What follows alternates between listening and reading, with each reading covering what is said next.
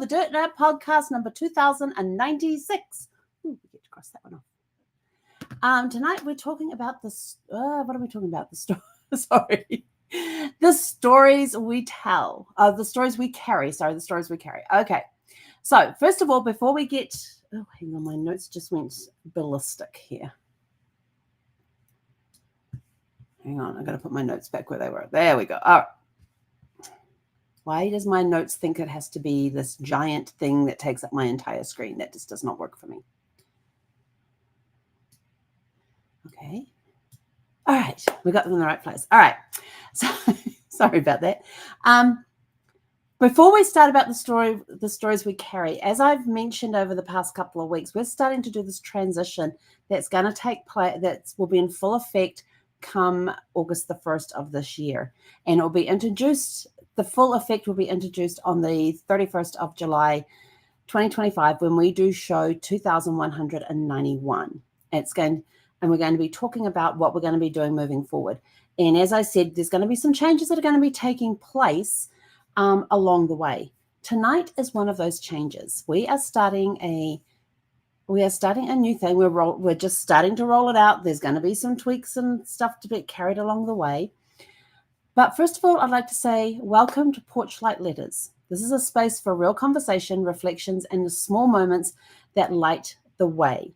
Each week we're going to be exploring stories, lessons, and legacies together, just like you would on the front porch with the light still glowing as the sun sets.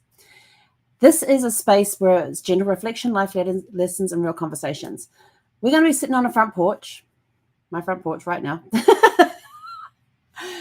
But we're going to be sitting there and just kicking back like you do on a front porch with a cup of tea, a cup of coffee, a drink, whatever it is that you want, as we sit there and we just chat. And tonight, our topic is the stories we carry. We are also going to be starting a new newsletter coming out called Porchlight Letters. And this will be coming out. I'm still trying to decide which day. Probably... I'm going to have to get back to you on the day. Like I said, we're still working out the kinks. But we are going to be moving forward with this, and this is sort of like a stopgap filler as we move along. So there will be a newsletter coming out tomorrow, I think. Hang on. I think it's tomorrow. There's going to be our first newsletter. What day we're actually going to have it come out every week, we're still working on that, simply because of the format of the show and everything else. So tonight we're talking about the stories we carry. Every person and every family carries stories, whether they are spoken or silent. Some stories feel like treasures, others feel like burdens we never asked for. Where do our stories come from? Stories we are told, which are legends, traditions, advice. Stories we absorb through behavior patterns and emotional habits. And stories we inherited emotionally, resilience, fear, hope. We all carry these stories in some form inside of us. So the types of stories we carry, we have the treasured stories, perseverance, creativity, traditions of hope. The burden stories are fear of failure, scarcity mindset, hidden grief. Yeah, I know that one well. But how these stories shape us, they influence how we make decisions. They shape our relationships and our sense of possibility. They affect our habits, dreams, and fears. Why awareness matters with the stories that we carry? When we know the stories we're carrying, we can choose which stories to treasure and pass on, and which ones to gently lay down and not carry any further. So I want you to think about some of the stories that you've been told over times. How have you been told stories? Like I said, legends, traditions, advice, family stories that are passed down through the generations of some great-great-great-grandparent back in the distance who did some amazing thing that's been passed down through generations, or being told that you're related to somebody famous in the past, and then but then you've got to go and prove those stories to see, are they actually true? And along the way, while you're looking for that connection, you may find other incredible stories in your family tree that you didn't know were there, that have actually been passed down and actually have an influence on you today. There are so many stories out there about why people gravitate towards show business. And some of the people, and if you watch my favorite TV series to watch is Who Do You Think You Are? It's a British series which was adopted here in the United States, and there's a British version and a US version. I haven't seen the full British versions yet. I've seen little snippets of them along the way, but the US versions, I have watched a lot of those. And I remember, was it Susan Sarandon? Yeah, Susan Sarandon wanted to know where she got her entertainment ability from. And she wanted to know more about her maternal grandmother because her mother never talked about her own mother very much. And so during the research and everything else, they found out that Susan Sarandon's grandmother was actually a dance hall girl. And so was on stage dancing and singing and all of that sort of stuff. In New York, they actually found the theater the place that she used to work in and things like that. And she had some legendary guests that would come in and watch the shows and things like that as well. It was an incredible story. And now she knew why she had this feeling that she needed to be an entertainer of some sort.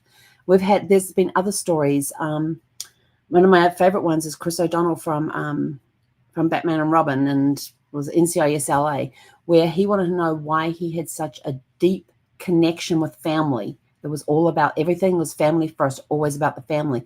Through going back, he found his father, his grandfather, his great-grandfather, his second great. They just kept going back, and in every generation, there was some story there that showed family was number one, no matter what. Even with them resigning commissions when they were away fighting battles and stuff, something happened back home. They needed to go back home, so they resigned their commission and went back home. And then there's adventure stories along the way of them returning home and helping out other people. So family first was in that. The stories we absorb, this is through behavior patterns, emotional habits, things that we see around us, things that we observe, that we that are if you're in a home where there's a lot of yelling, what do? You yell a lot. And and I'm going to clarify, it's not just yelling in anger. It could be that you're from a large family, so in order to be heard over all of the noise, you talk loudly. And when you're in a room where there's just you and your partner, again, you're still talking loudly because that's your behavior pattern, because in order to be heard in the crowd, you need to be able to talk loud. So I'm not talking, yes, you can absorb the anger. Yes, you can absorb the other way as well. Emotional habits. How have the people around you dealt with different situations? When there's a celebration, how do you all deal with that? When there's been a death in the family, how do you deal with that? If there's been trauma, how is that dealt with? If there's been struggling with finances or other struggles along the way, how has those people around you dealt with that? And in a way, you have then been taught how to deal with that. And that also includes the stories that you've inherited emotionally, like resilience, fear, and hope.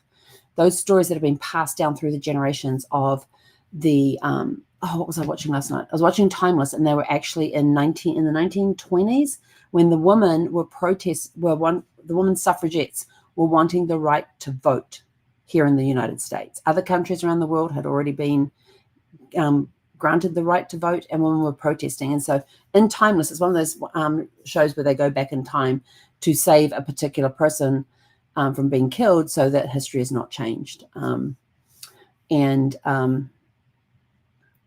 So they had the women suffragettes is what they were, one of the episodes they were working on last night. What do I know about the suffragettes?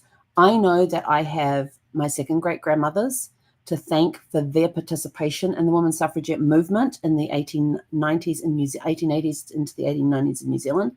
In 1893, New Zealand became the first country in the world to grant women the right to vote. It wasn't until, I think it was like 1832. It was 1832 before American women got that right. And it was as late as like the 1980s, I think it was, when women no longer had to have a male co-sign any loans that they wanted. So it's been very interesting watching the movement of things over the years and how they've affected people and how these stories affect people and who in your ancestry played a role in those. The types of stories we carry, there's treasured stories, the ones of perseverance, creativity, traditions of hope, the ones that will keep us moving forward. Those are the treasured stories. The burden stories are the fear of failure, the scarcity mindset, and the hidden grief. You can have hidden grief and you can have exposed grief, where you are getting help from those around you to help you deal with your grief. I keep mine hidden a little bit, but then there's times it just has to burst forth because I need to get rid of it. The burden ones are the ones that you want to put down. You don't want to carry the fear of failure. If your family has had failure after failure after failure through generations, and you're thinking, oh my gosh, I'm going to fail at this, but I'll give it a go anyway. Instead of saying something like that, let's lay it aside and deal with it. Look at it from hope. Do you have a story of hope and perseverance in your family that you can now cancel out that fear of failure, that scarcity mindset, the hidden grief? Think about things like this. And these stories along the years have helped us influence how we make our decisions, whether we're conscious of it or not. Sometimes we're conscious of the thought of, oh, that's right. When my great-grandfather did this, he didn't do well at that because of da-da-da-da. Am I making the same mistakes? You also have to remember, look at the context in which things happened. What time period were they in? What was it like living in that time period? Things are different today. Yes, some things still remain the same, but what prevented them from not going ahead with whatever it was they were going to go ahead of, or what helped boost them to reach their dreams? Now bring those stories forward to today. What can you do to prevent that scarcity mindset, prevent that fear, and follow those dreams?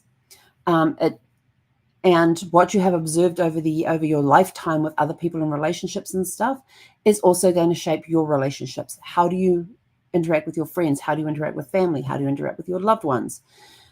Your business partners, your acquaintances, your clients? How do you interact with them? And all of that is going to come from what you have learned up until today.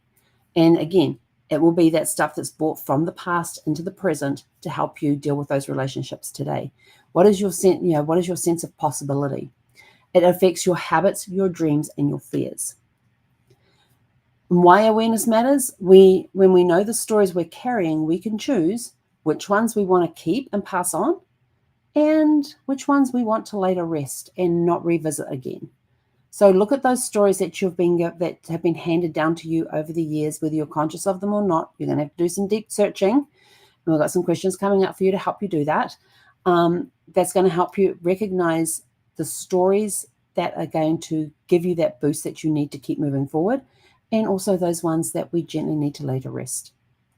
So here is a reflection invitation, and these questions are in the description below.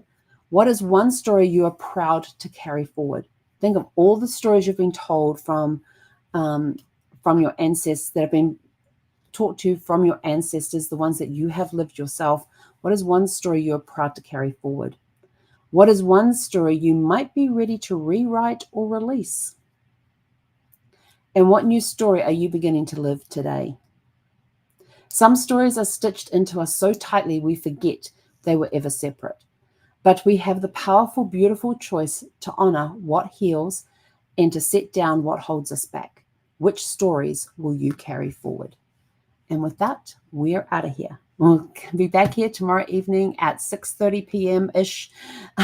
It's Monday tomorrow. I've got my AI class.